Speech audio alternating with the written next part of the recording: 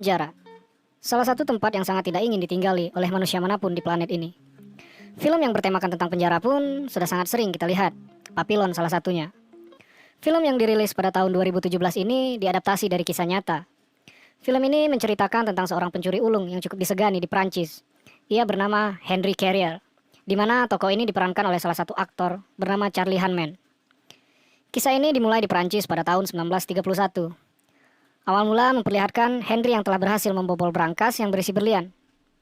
Akan tetapi, ketika akan menyerahkan hasil curiannya kepada bosnya, Jean Castille, Henry ternyata mengambil sebagian berlian curiannya tersebut. Ya, namanya juga pencuri ya. Namun naasnya, aksinya diketahui oleh rekan kerjanya.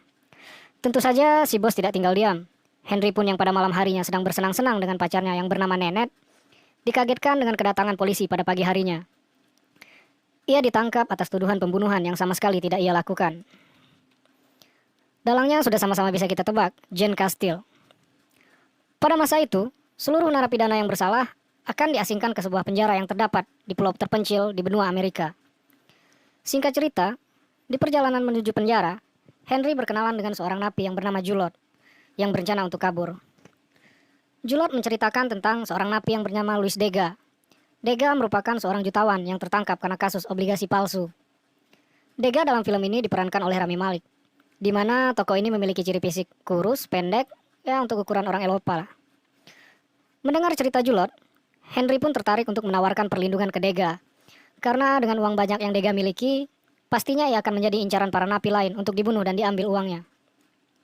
Sayangnya cinta bertepuk sebelah tangan. Degas pun menolak tawaran dari Henry, dengan alasan ia berpikir bahwa ia akan bebas seminggu lagi karena sang istri mengajukan banding. Dan juga ia merasa aman berada di dekat para penjaga. Tapi akhirnya Degas pun berubah pikiran. Karena pada malam harinya, ia melihat dengan mata kepalanya sendiri. Seorang napi kaya tewas dibunuh dengan cara dirobek perutnya. Hingga ususnya terburai-burai. Apalagi tujuannya jika bukan karena ingin mengambil uangnya. Degas pun akhirnya mengangkat Henry menjadi bodyguardnya. Dengan imbalan uang untuk biaya Henry kabur dari penjara.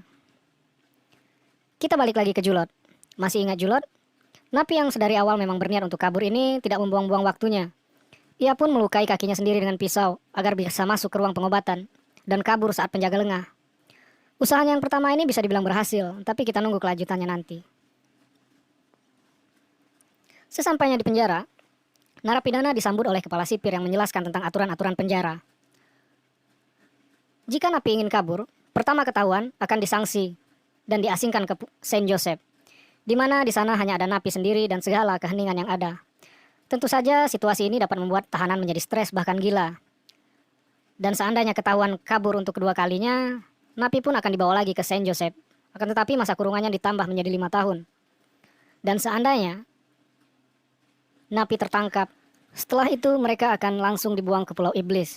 Tetapi hukuman yang lebih parah lagi ialah seandainya ada narapidana yang membunuh sipir di sana, hukumannya akan langsung dipenggal di guillotine.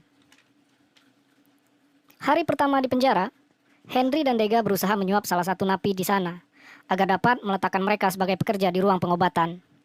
Akan tetapi, hal tersebut gagal, karena Degas bertemu dengan wakil sipir di sana, yang mana adik dari wakil sipir tersebut dipenjara karena bekerja pada Degas.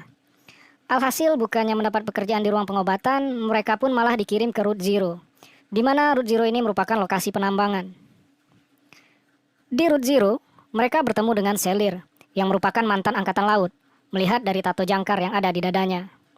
Dan ternyata Henry pun juga merupakan mantan seorang angkatan laut, tapi hanya sebentar di sana karena dia menyukai kebebasan. Setelah berbincang-bincang, mereka pun sepakat untuk berencana kabur, dengan cara melobi pria yang membawa para kupu-kupu malam, agar dapat memberikan mereka perahu, tentu saja dengan imbalan uang. Everything is about money. Sekarang kita akan membahas Julot yang tadi. Napi yang melukai dirinya sendiri untuk kabur ini, usaha pertamanya itu bisa dibilang berhasil. Akan tetapi, beberapa hari kemudian, ia tertangkap dan sialnya lagi, Julot ternyata membunuh salah satu sipir di sana. Di mana atas perbuatannya itu, ia harus dihukum penggal. Wah, ini adegan yang paling sadis ini. Setelah Julot dieksekusi dan modar, Henry dan Degas pun ditugaskan untuk membuang mayatnya. Lagi-lagi di sini Degas membuat masalah. Di tengah perjalanan, darah yang menempel di baju Degas ternyata membuatnya trauma.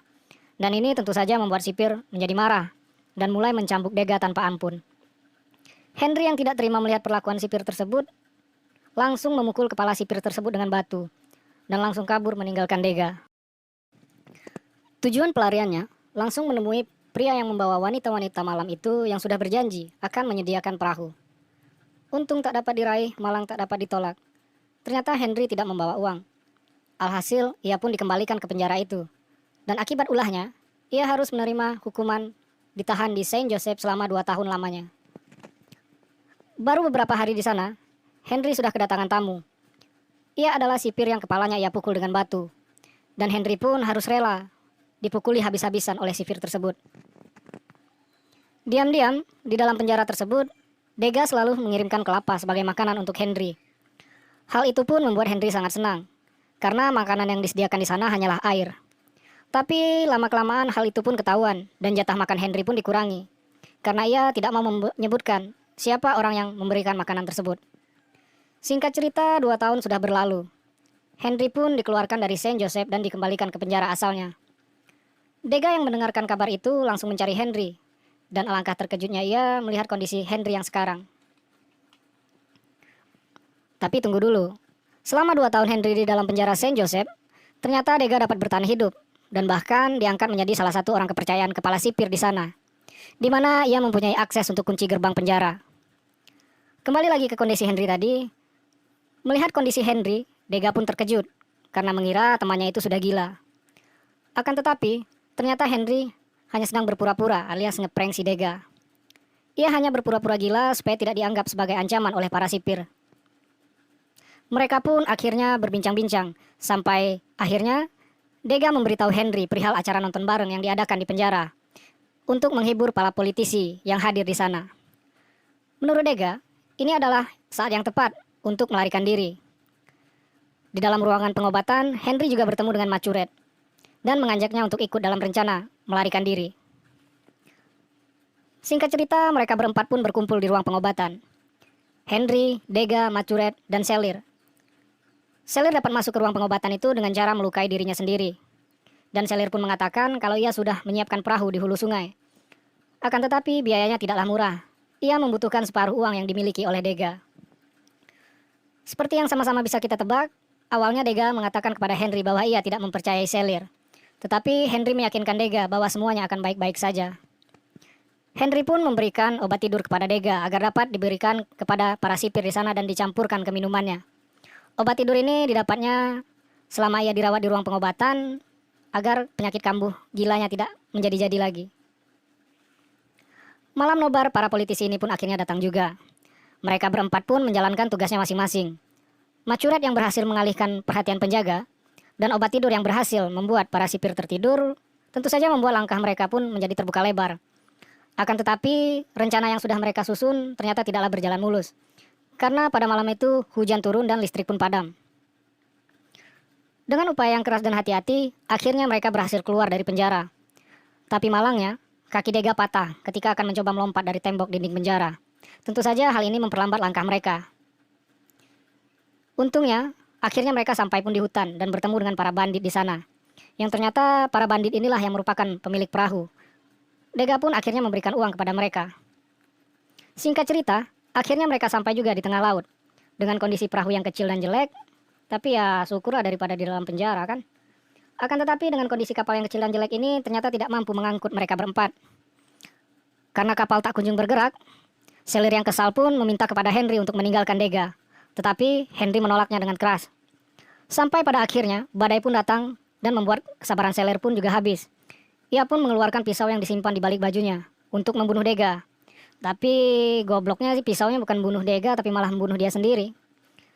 Ternyata walaupun muatannya sedikit berkurang menjadi 3 orang, perahu mereka pun tetap terombang-ambing di laut. Sampai akhirnya mereka yang pasrah pun terombang-ambing di sana sampai juga terdampar di suatu pulau di pesisir Kolombia. Di sana Henry bertemu dengan seorang biarawati yang ternyata biarawati itu mengetahui kalau mereka bertiga adalah narapidana. Tapi ia berjanji tidak akan buka suara kalau mereka mau bertobat. Seperti yang bisa ditebak, Henry yang bukan tipikal orang religius pun tidak mudah mempercayai orang itu. Ia tetap berencana meninggalkan tempat itu. Sesegera mungkin ia mengajak Dega, akan tetapi Dega menolaknya, karena mengingat kondisi kakinya yang patah. Begitu juga dengan Macuret. yang menganggap kalau tempat tersebut seperti surga baginya. Kelamaan di penjara sih. Menghadapi penolakan dari dua temannya, Henry akhirnya memutuskan untuk pergi sendirian. Nah, di sini kita bisa melihat rasa kesetiakawanan Henry. Karena di tengah jalan, Henry melihat petugas kepolisian yang tentu saja sedang mencari mereka bertiga. Henry pun berlari kembali ke tempat Dega dan Macuret. Sayangnya usaha Henry terlambat. Macuret pun juga mati tertembak karena berusaha melarikan diri. Alhasil mereka pun kembali ke penjara dan harus rela menerima hukuman mereka yang kedua, yaitu di penjara selama 5 tahun di Saint Joseph.